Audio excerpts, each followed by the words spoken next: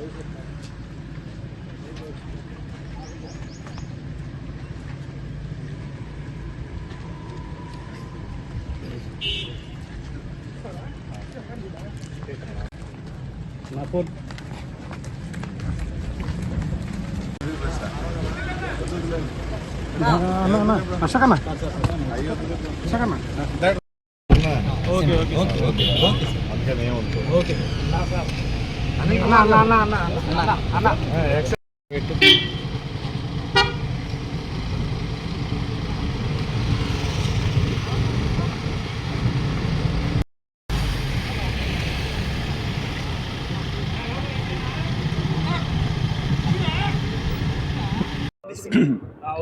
రోజు నర్సరావుపేట అసెంబ్లీకి మరియు నర్సరావుపేట పార్లమెంట్ అభ్యర్థులుగా నేను అలానే అనిల్ కుమార్ యాదవ్ గారు నామినేషన్ కార్యక్రమాన్ని రెడ్డి నగర్ నుంచి ప్రారంభించడం జరిగింది.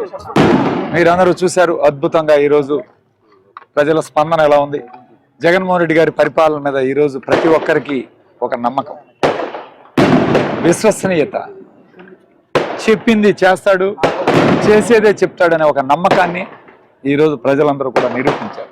ఖచ్చితంగా నర్సరావుపేట నియోజకవర్గంలో అద్భుతంగా గెలవబోతున్నాం, రేపు హ్యాట్రిక్ కొట్టబోతున్నాం అని చెప్పి ఈ సందర్భంగా తెలియజేస్తున్నారు. ఇంకా జగన్మోహన్ రెడ్డి గారు బస్సు యాత్ర ఈరోజే ముగిసింది. మేనిఫెస్టో రేపు అనుకుంటూ ఉన్నాం. మేనిఫెస్టో వచ్చిన తర్వాత ఇంకా వైఎస్ఆర్ ప్రపంచం ఈ రాష్ట్రంలో పెరిగే పరిస్థితే కానీ ఎక్కడా కూడా ఈరోజు మనం చూస్తూ ఉన్నాం. ప్రతిపక్షాలు కూటమి ఏర్పడిన తర్వాత కూడా ఈరోజు ఎక్కడా వాళ్ళకి ప్రజలు రావటం లేదు, సభలకు రావటం లేదు. చంద్రబాబు నాయుడు మాట్లాడే విధానం, ఏం చేస్తాడో ఏం చెప్తాడో ఇంతవరకు ఎక్కడా కూడా చెప్పలేదు. ఖచ్చితంగా వైఎస్ఆర్ కాంగ్రెస్ పార్టీ ప్రభుత్వం ఏర్పడుతుంది ఈ రాష్ట్రంలో. మళ్ళీ జగన్మోహన్ రెడ్డి గారిని ముఖ్యమంత్రి చేసుకుంటా ప్రజలందరూ కూడా సిద్ధంగా ఉన్నారు. అదేవిధంగా సంక్షేమ పథకాలు ఈరోజు జగన్మోహన్ రెడ్డి గారిని ఎందుకు గెలిపించుకోవడం అంటే ఆయన ప్రతి కుటుంబానికి కూడా సంక్షేమ పథకాలు, ప్రతి కుటుంబానికి నేరుగా వాలంటీర్ వ్యవస్థ ద్వారా, సచివాలయ వ్యవస్థ ద్వారా ఈరోజు ప్రభుత్వ పథకాలు అందజేశాడు. అదే మాకు ఈరోజు శ్రీరామ రక్ష.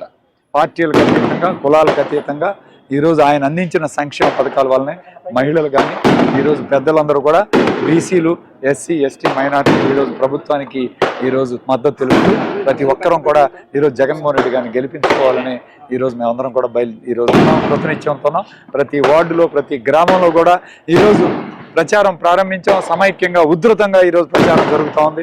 ఖచ్చితంగా నర్సరావుపేటలో 25,000 పైచీలకు మెజార్టీతో గెలుపొందుతున్నామని తెలియజేస్తూ సెలవు తీసుకుంటాం.